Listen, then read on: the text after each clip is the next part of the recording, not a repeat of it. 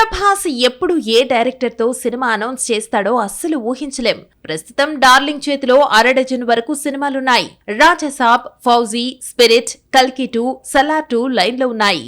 ఇప్పటికే రాజాసాబ్ షూటింగ్ చివరి దశకు చేరుకోగా ప్రస్తుతం ఫౌజీ షూటింగ్ ను పరుగులు పెట్టిస్తున్నాడు ప్రభాస్. హను రాఘవపూడి తెరకెక్కిస్తున్న ఈ సినిమా తరువాత కల్కి 2, సలార్ 2 ఉండనున్నాయి. మరోవైపు ప్రభాస్ కొత్త కథలు వింటూనే ఉన్నాడు. ఈ క్రమంలో ప్రభాస్ లిస్ట్ లోకి ఓ హిట్ డైరెక్టర్ వచ్చి చేరినట్టుగా తెలుస్తోంది.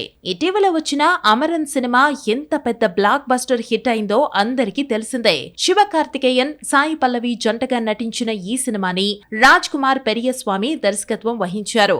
ఇప్పుడు ఈ దర్శకుడితో ప్రభాస్ ఓ సినిమా చేసే ఛాన్స్ ఉందని తెలుస్తోంది. ఇప్పటికే రాజ్ కుమార్ ఓ లైన్ సిద్ధం చేసుకుని ప్రభాస్ కి వినిపించారట.